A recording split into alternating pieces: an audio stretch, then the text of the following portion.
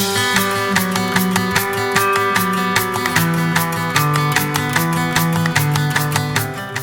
everyone, welcome back to Mama Needs a Minute, my little knitting podcast talk thing that I really just kind of do for a hobby. If you are coming back, then thank you. If you're new, my name is Cassidy. I live in Utah, and I'm a fairly amateur / novice knitter, but I'm obsessed with it. I love it, and yeah, so here we are. Obviously I'm not wearing anything knit because I don't have anything that I've knit. For myself, I've only knit myself 2 sweaters, and it's still way too hot to wear them. And we'll get a little bit more into that in a minute. But I just returned yesterday from Flock Fiber Festival in Seattle. It was my first like major yarn festival that I ever went to. They do one like here in Farmington every year, but that one's a little bit like more low-key. There's definitely not as many vendors or classes or like famous podcasters walking around. So it was really fun, and the best part is that I got to meet my friend from Norway for the first time. We met doing a yarn swap earlier in the spring, and so she flew in from Norway and I flew in from Utah, and we met up at Flock, and we got to spend like 3 days together, and it was just what we wanted it to be, or at least what I wanted it to be.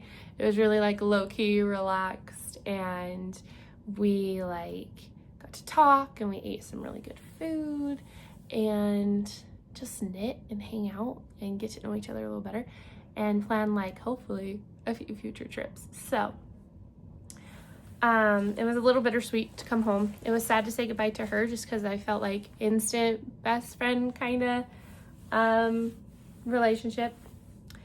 Like just when you meet those people and you vibe and we're like, oh, we're gonna be friends forever. And so then to kind of say goodbye to that and realize like I may not see her for, I don't know, we're hoping to go to Norway in 2 years, but life throws you stuff, who knows. But to like realize like, oh, I might not see you for like that long, like it's just weird because I don't have a lot of knitting friends, and so to say goodbye to like my main knitting friend was really hard.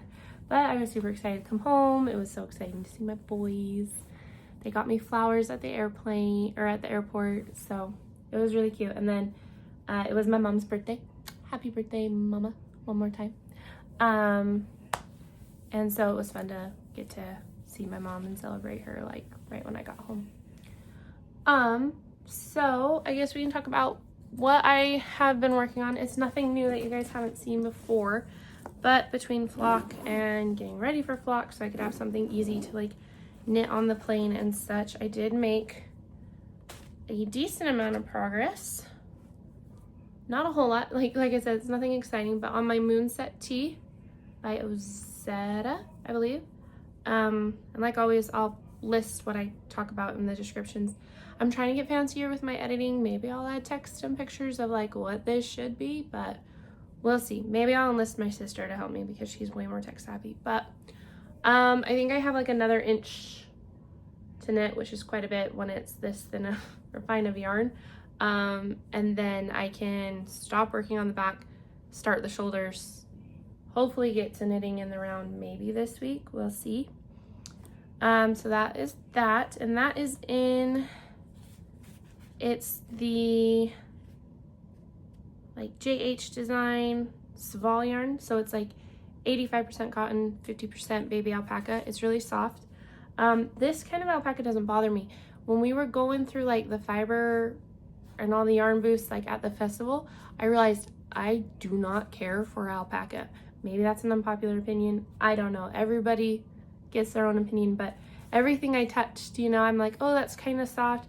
But then like you hold it to like, for me, it's like the inside of my like arm or right here, I hold it and I'm like, have to hold it there for a couple seconds. So I felt kind of crazy at the booth sometimes, like being like, don't mind me, let me cuddle the yarn.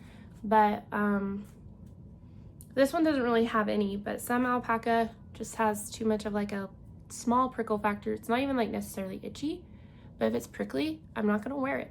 So it was kind of fun to have like my friend Johanna, she's like way more experienced. She's been doing this for such a long time and she knows so much more. Like she used to work at a yarn shop, like, so it was kind of nice to have her to be like, hey, I don't like this. What should I go for? And she would like even look at the tags and be like, this is a Cassidy yarn, because it would have like silk or cashmere. I've learned I like silk and I like cashmere feeling. So but yeah, this one just doesn't have any itch, so I really like that. The next work in progress, we finished the back yoke for my Ingrid sweater by Petite Knit. I'm working on the left shoulder, so I'm in the double moss section, which is like the same section right there. I'm just about done with this one, and then I will do the eyelet section, and then I'll get to work on the right shoulder. So maybe I'm hoping to be in the round for this by like the end of the month. I've got a gift knit I really want to do that I need to get started because that's due in September. And you know, I just dropped my mohair. Whoops. When you go to like a festival and you buy all new yarn, all you want to do is cast on a new project, and there's one that I really want to cast on. So this is in the Aroma. I'm sorry when I mispronounce it. We talked about that when we were walking around, like trying to pronounce things as they are, not super bad. So if I do, I'm so sorry, but it's the Fiville, just in like their natural white, and then it's the Tin Silk Mohair by Sonnis Garn, and that one's just in like the colors 10-12 if you care. But again, I'm copying Scandi Stitches,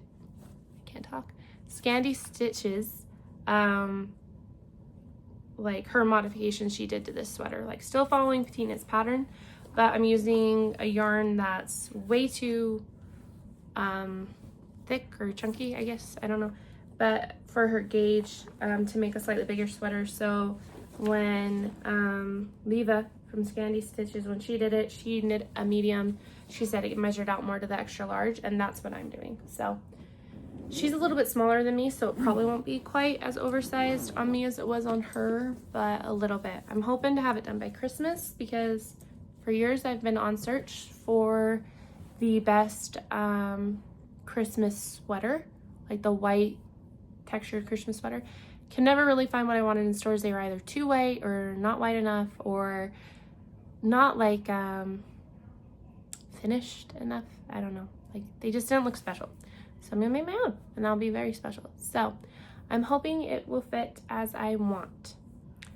And that kind of segues me into like a different topic. Sorry, this is gonna be a really rambling episode, but Insight to Cassidy coming up. They did these things like called Flock Talks by another podcaster. I can't remember her name, but she would like interview the people with the booths, podcasters, designers, business people. There's like a handful of them, and we would sit and knit and listen to a few of them. And a big major theme was, you've got to love what you knit. Kind of, we spend way too much money and time and energy to do this project and to not love the outcome. And what's sad is, like, I used to knit twisted, and I didn't realize that until I was halfway through like 3 projects, and I had done way too much on them to undo the knitted twist, like just to frog them and restart. So like my husband's sweater, my Sonia sweater, and my Annie sweater all were supposed to be a tad bit bigger than what they came out, and they're a little like tight. Like my husband can wear his sweater just fine, and that one's a super wash, so as he washes it and wears it, it shall grow. But my Sonia sweater, that one, before I realized I didn't like alpaca on my skin. I love the way it feels in the skein or hanked up. I love it. It feels so soft. But once I've actually knit a material with it, it's a little too much. So I have my Sonia sweater I finished, and I'll keep that for right now. I'm thinking I can get like a thin long sleeve undergarment, but with it being 2 strands of baby alpaca held together, I'm interested to see how it will wash first off, and because I didn't know what I was doing when I made it. I just thought, oh, this will be the super soft, like black, gray, brown sweater. It might just become like too slouchy. I don't know. I'm making more of an effort to research the materials I use or ask opinions and not be so like, I don't want people to think I don't know what I'm doing, but I really, like, who knows exactly 100% what they're doing all the time. So, and then with my Annie sweater, it hopefully should grow. I've only like washed it to block it, so it has a few more washes, and it was all over color work, which makes it a little tighter. I knit tight, especially compared to my friend. Like, we were looking and she was getting like so much knitting done, but she knits quite a bit looser than I do, and I'm like so tight and tiny. So that also makes things a little bit smaller. And then with the Annie sweater, yeah, it just wasn't the like how it was on the model for the pictures, like oversized. Right now I still like it, and like I'm not like jumping to get rid of the 2 things I've only finished for myself. But moving forward, if it does come and I start to like things future that I've knit and that I've actually swatched for and kind of know a little bit more what I'm doing, we'll see what happens. But it was nice to hear, like, don't be afraid to either frog it, donate it, pass it on to somebody who could wear it. And you shouldn't feel like, because I never really wanted to tell anybody, like with my Sonia sweater, like I don't love it, because like 100% baby alpaca, like the brand I bought, that's not like cheap. And of course I don't go for cheap stuff when I do hobbies. Like, everybody makes a joke, like, you know, like, oh, if you do this, like, it's a fun little hobby. I'm like, yeah, but I turn everything into like an expensive hobby. But I know what I like, and I'm not afraid to buy what I like. Obviously that will become apparent, because I think I'm going to put in a picture, either like maybe right here or at the end, of my current yarn stash, not including what I bought at Flock. And after this talk, it got me thinking of some of the stuff I bought in the past when I didn't know my preferences, or I bought like kits where it's like I liked the item, but am I gonna wear it? I don't know.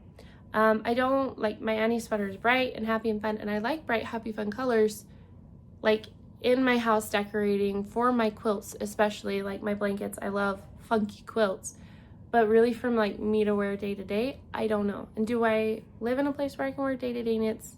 No, so it's not really that big of a deal. But I find myself drawn to more like rich and deep, like neutral colors, like very saturated for myself. So I just kind of came home like on the plane ride, and I had all like this big burst of inspiration, which I think is so great about doing like a trip like this, where I'm not around what I have and I can talk somebody through. And you almost like, if you're not there, you kind of get like a detachment from it, like an emotional detachment, and then you get new yarn that you become emotionally attached to. So, long rambling way of saying, I'm probably going to de-stash some. There's like a few groups I'm a part of on Facebook, and just kind of be okay letting go with like, obviously I'm going to try and sell it for what it's worth or what I paid, but it's like, yeah, you bought it, and yeah, people know you bought it and you were going to make this project, but it's okay to let the project go. And if they judge, then they judge. Like, my mom's been listening to like a podcast, and like she said, you can't control what people think of you. You can like only control what you think of yourself and others and how you respond, something along that line. And it was like, I don't need to be embarrassed to admit like, I bought this on an impulse, and now that impulse is gone, and I realized it's not for me. And along those lines too, I found out that I was a big FOMO person, really, like until this trip. I thought I had to go to Rhinebeck. I had to follow all the people on TikTok, all the people on Instagram, even if what they made, like, I thought, oh, that's pretty, but it's not necessarily stuff I would wear. Which, I mean, you can follow people just to be like amazed by what they do, but then it was like they would put out a kit or like release a new pattern. It was like, I have to jump on that. Like, everybody else is making it, I need to make it. Like, oh, that's so me. And then I would get the kit, and the yarn's not me, because I didn't know really what I liked again, and like the kit comes how it comes. or just because they recommend it on their knitting podcast and I really like what they make. I might just like how they've knit it. It doesn't necessarily mean I'm gonna like the material. So I think a big D-stash is coming, and it might make me feel better to see some of it go. I've got quite a few totes, and I kind of talked to my husband last night, and my goal is to knit or D-stash. Like, obviously I'm not going to get rid of stuff I love, things I really want to make, but I need to make them. We're hoping to go to Norway in 2 years, and so I've got, like, I'm looking at it right now, sorry, like 2 big totes and 1, 2, 3, 4 medium totes and 2 small ones. The one small one is all for the gift knit though, so that one it will be going away. But my hope and plan is to keep my stash to the 2 big totes, which means I have quite a bit to unload or knit up, and a lot of them are sweater quantities and sweaters for myself. I've got a few, like I've got 2 gift knits in there that I know about, and then like some that I have plans to do. Like I bought it for myself, didn't like the feel, but I know I can make other things that I will use and like. So we'll see what happens. But before we go to Norway, that is my goal to have done. So I'm gonna try, like, for Christmas and birthday, it might be a little bit different. Like, oh, those are holidays and my family knows I like crafts, so usually I'll get like a gift card or something to yarn stores or fabric stores. But I also have a major sewing stash, and that feels out of control. I go downstairs in my little sewing room and I've got, it's pretty organized. Like, I can't have piles and clutter, but they're in their boxes. I open the boxes and I just feel like overwhelmed. And if you're a toddler mom, or even a boy mom, really, just, you want to feel overwhelmed in the least amount of places as possible in your life, and your hobbies you really shouldn't feel overwhelmed with. And so I really liked what I heard from some of those podcasts, like talks. It just kind of like gave me new inspiration to be who I want to be as a knitter and not try to become somebody else. And that was really good talking with my friend too, because she kind of reinstilled that in me and we discussed that. So we'll see what will happen. And I didn't make any progress really on my glow raglan sweater. I didn't take it with me. It's just too much to haul around and try to get all the colors to match. And right now I'm not feeling much like spark to touch it. So it's kind of in a timeout, and we'll see what happens. I'm gonna give it a break. I'm not gonna make any decisions with that one so far because I'm on the first sleeve. If I only have one more sleeve to do, I feel like I should finish it when I feel ready. And then we'll see how I like the fit and the finished object and go from there. Because I kind of feel bad not finishing it. And it is really soft, and we will see. So probably won't see much updates on that one for a while. But let's get into my yarn haul. The fun stuff. I wanted to record this video fairly early before I started going through my stash, so then I could put some of this away for a minute. But let's get into it. If you're still here, thanks. This is kind of a big rambling episode, but we'll start with the stuff on top. Very easy. I don't remember all the stores I got these from, but it is what it is. First off, I got a little sheepy ornament for my tree, just to remember my little like flock trip with my friend. So these were super cute. They have like a couple little animals. I don't have one of them with me. The boys have them right now. Sorry for the noise. They're like, they were made to be pencil toppers. They're felted kind of dragons, but like the sticks are long enough. My toddler boys can just hold them and run around with them. And I gave them to them when they picked me up at the airport, and they all just sat there and they named them and then talked to them, brought them home, had to show them the whole house and take their naps with them. So they really love them. So that was cute. Other little things that I bought. Well, I guess we'll just do accessories first because they're right here. So, sorry, it's getting stuck. Ah! I don't know where it went. Okay. From some like random little booths that we walked by where I didn't really see much, I got a few stitch markers. This one's like a little swan. And then me and my friend each got these wood ones that say Flock 2025. I'm hoping that this will fit on the needles we're gonna do for our matchy project, because I think that'd be fun to have the flock one for our flock matching project. But then I got some pumpkin needle stoppers because I like fall and the pumpkins. And then I got some rain boot needle stoppers. They should fit sizes 2 to 9, so most of my projects are in that. And I like to trade them up like per project or who I'm making them for. If the needle stopper reminds me of that person, I tend to it makes me a tad more happy working on it.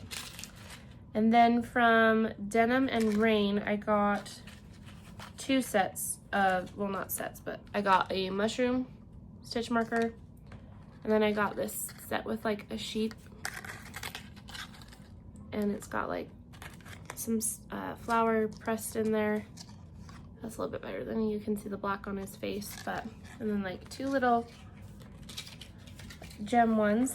And then from Twin Mountain Handcrafts, I got a set of these super cute like vintage design Winnie the Pooh stitch markers. So it's got Piglet, Tigger, Eeyore, a Honey Pot, and then Pooh Bear, of course. I've always loved Winnie the Pooh. He's always been my favorite Disney character. I even did my twins nursery in Winnie the Pooh. So I couldn't leave them. I think they were even like the last set that they had there, and it was on the first day. And we would kind of do this thing where we were like, oh, we'll walk around once. If it's still here, we'll walk around, because some people go crazy at the festival. Like they know exactly what they want. They're beeline for it. I think there is some FOMO still associated with festivals. I think maybe I might have experienced it once or twice at the festival, but being with somebody a little bit more mindful really calmed me down. Like a booth had a bunch of redesigned bags, and that's the bag I used, but they had like a different, it was a slightly smaller size, and it was a different leather color with like deep brown leather corners, and I really, really liked it. But do I need that bag right now? So I think if I was by myself, I would have been like, I'm splurging, I'm at a festival, let me go crazy. But to be with somebody else, it was more like, I don't want her to think I'm crazy. Like, I don't think she would have judged anything I bought, and she didn't. But it made me like kind of rethink, like when she would pause and be like, well, maybe I'll come back. And if the universe is saying yes, it's a yes. And then no, it's just a no. And I really liked that mindset with her. And we went back the second day, and both the bags we had our eyes on were gone. So like the universe said no. So maybe I'll throw it out there if my husband needs like a Christmas gift idea or something, because I really like the bags. I like that they can fit pretty much 2 projects each. And then you don't have so many bags laying around. But I finally got this bag out of the house, that redesigned bag. I used to be like, it's too nice of leather just to carry around, but that's why I bought it. And if it falls apart and breaks after 2-3 years of use, like I don't think that's gonna happen, they're made very well, then it's replaceable. Like, so I need to get over that. A lot of side conversations this time, sorry. The first yarn I'll show you is from Tumalo Fiber. They are from Oregon. This is their Saphir line. It is 65% silk and 35% linen. It is very soft. It is their cobalt color, and that is showing up very, very well. This is for my son, who I initially knit a sweater for, and he told me it was too scratchy. And I finished that earlier this summer, and every once in a while since then, when I start to knit, he'll ask me, is that my new sweater? Because he told me he wanted that sweater was red, and he told me I want a blue sweater with no scratchies, so no itch. So when I met up with my friend, and she's knit quite a bit for her boys, I'm like, you need to help me find a base that just, because like the sweater I knit for him felt good like in the skein and hinked up, but it wasn't quite what I thought when it was all knit up. And not everybody has swatches for every line that they have, and that's totally fine. But I was like, I need something that we know is going to be soft for him. She helped me find this the first day. He's got blue eyes. It's just going to pop. So I sent him like a picture and told my husband, tell him Mama found his blue yarn for his no scratchy sweater, which he was super excited about. But then his twin brother then put it in order for a red, blue, and yellow sweater with no itch, because he'll wear the red one I made. But of course his brother has one with no scratchies, so he wants one with no scratchies. And he's a very much Paw Patrol kid. So we went to the Fiber Hustle booth and we came across these yarns. They're fingering weight, they're 80% superwash merino, 20% nylon. They're soft, and they are very Paw Patrol puppy colors. So red, Marshall, blue, Chase, yellow, Rebel. They're the colorways. This one is, and it was called Yellow, Little Red Corvette, and Crater Lake. So I'm gonna do some kind of striped sweater. She threw out a few suggestions. I haven't quite decided, so we won't really talk about those yet. But that will be for my other twin. And then you can't buy two kids a new sweater without buying a third. And my little baby is my baby, and I still like to put him in the soft baby colors. And where I bought those Winnie the Pooh stitch markers, they had this 100 Acre wood yarn brand. It says So Happy Jane. That's who I bought from, the company. But their 100 Acre wood brand, like, how cute is that for like a striped cardigan for a baby boy? And he is not a baby. He turns 3 in March, but he's my baby. And he's still soft and squishy and cute. So he gets a soft, squishy, cute one. This is a merino DK, just non-superwash, organic merino. This one is called A Boy and His Bear, and the yellow is called A Hen in a Honey Jar. So that is what I got for my boys. And then for me, sorry, I had to make sure that was empty. There's a thing there. I got a cardigan sweater, or not a sweater, sorry, quantities worth of this color. Oh, 1 second, sorry. My little guy came in, so I had to cut the video. Probably go a little bit faster. They're starting to get restless. I'm losing time here, so I tried to be brave and do it before nap time. So, sorry. We went to the Serial Knitters Dye House booth, and I got, and I know this one's on trend, but I think I will actually wear this trend, a sweater's worth of their superwash merino DK yarn. It's their Bridal Trials DK, and it is in the color Butter. And it's, to me, the perfect yellow for me. I know everybody's doing like a butter yellow, or they were earlier this year. Maybe I missed the trend boat. Whatever, but I'm planning on doing the Cinema sweater.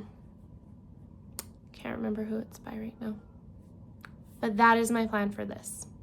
The Cinema sweater, or there's another one that I saw. Now I can't remember which one I decided on when I bought this. But if and when I edit this, I will throw in that link or description down in the description box.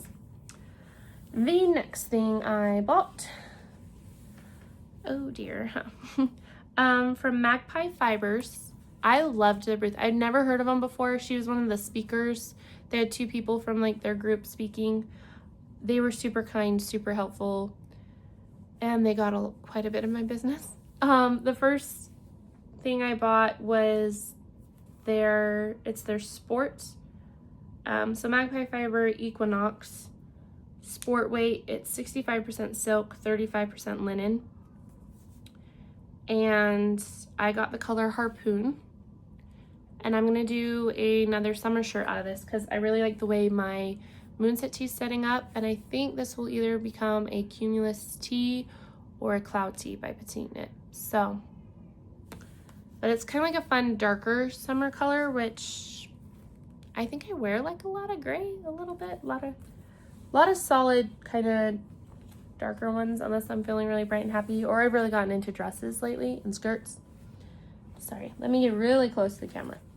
The other thing I bought at Magpie Fibers, and this was my last purchase of flock, and it kind of just popped out at me. I have a book. It's got a lot of, I've got all three of her books actually. It's, they're called Koftaboken, I think. If I pronounce that wrong, I'm sorry, don't judge me, but they're a bunch of Norwegian koftas, which are like basically cardigans, just they're knit up, I think probably a little bit more in the traditional way. I'm not, maybe it just depends on who wrote the pattern, what they call it, but there is one and it's solid and it's got this flower design on it. I'll look and I'll list the pattern, but I have been looking, I originally thought I wanted to do a solid blue with like an orange kind of tone flower, and I looked for that like the entire flock festival, and I didn't love any of it, and I was like, well, I don't have to buy for that project if I don't love it. So then we went back to Magpie because she bought yarn for a tee there as well, and then she's like, well, maybe I want to do another tee with another color that they might have. So we went back, and while she was looking at hers, I saw this brown, and I love it. It's beautiful. Like the color is just fantastic, and it is their Swanky sock line, and it is 80% superwash merino, 10% cashmere. So surprise, I couldn't stop touching it, and 10% nylon. I got the color Corsair and the color Spicy Beaver. This will be the base, this will be the flowers. It's going to be the perfect fall cardigan, and it's going to be perfect for me for that project. So yes, quite a last minute find, but I think it's one of my favorite finds, and it's one of the things I'm most excited to cast on. I'm really excited to cast on more for my sons, so they'll actually wear something, but I have to knit those fast because I only bought enough yarn for certain sizes, and kids grow quickly. So, but I like to keep the stuff I knit for them. I don't really gift, like I've only made them a few things. I don't gift them to family members or people who could use them, which might be wasteful, but to me, I keep them nice. I put them in a box with all their other keepsake stuff, and maybe their kids will wear it, and it will become more of like a family heirloom. Anywho, the last thing I have to show you, and this was the first purchase I believe I made, or I might have bought the cobalt yarn first. Not that you care, it matters. But this is from the Woolfolk booth they had. It is their Tove DK, and it is 100% merino wool. And it is just, the color is nothing fun. It's TDK20, and it's not really showing how pretty of a red it is. Like, I mean, it looks pretty, but it's very nice red, almost like a Mr. Rogers kind of cardigan red to me. And we are going to be doing we always wanted to call it like the chill out cardigan, calm down. I have to say chill out first, like out loud, to get to the right one. We're going to be doing the calm down cardigan. I don't remember who it is by, but we decided to do a matchy cardigan with yarn we each bought. She bought her yarn there as well. So then it's just another memento from the trip. And it's something same but different. So I bought enough to do that, and it's like 160 yards to 50 grams. So I'm super excited. I want to kind of cast this on quick because I know she is just so fast, and she'll get hers done way quicker than I will. But she was like, you need to have that done before Christmas because that's a Christmas color. So we will see. But yeah, sorry, kind of a longer video, that little split in the middle, but with kids, what can you do? I had a lot of fun at Flock. I would suggest going at least once. If you're closer to Seattle, then go again. We were only there for like 3 days, and we felt like that was plenty of time for, or like together. She was there a little bit longer, so she did a few more sightseeing things, but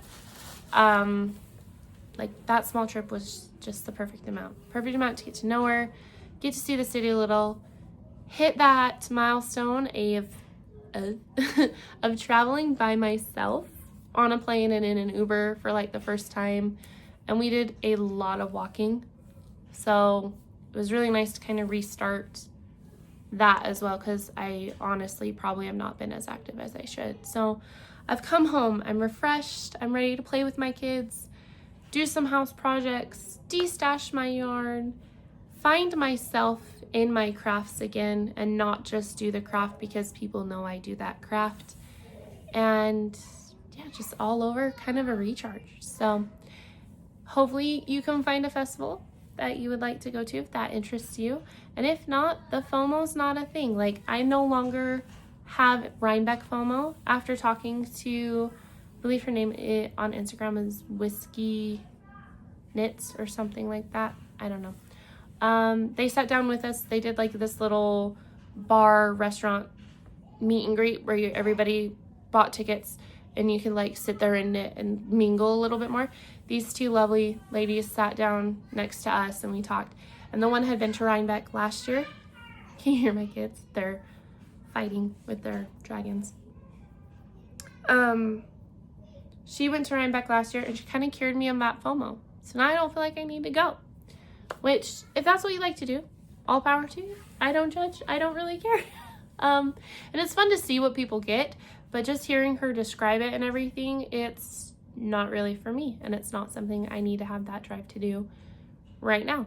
Who knows, maybe it'll change. But anywho, I hope you all had as fun a weekend as I did, and you have some stuff you're excited for. And before we know it, the holidays will be here. So thanks for sticking with me and just listening to me ramble. I've liked this podcast. I don't expect to ever become podcast famous or anything like that, but it's nice to have an outlet for me to talk so my husband and my mom don't have to hear it 9 million times, even though I know they both watch. So love you all, and we'll see you later. I better go entertain the toddlers now. So bye.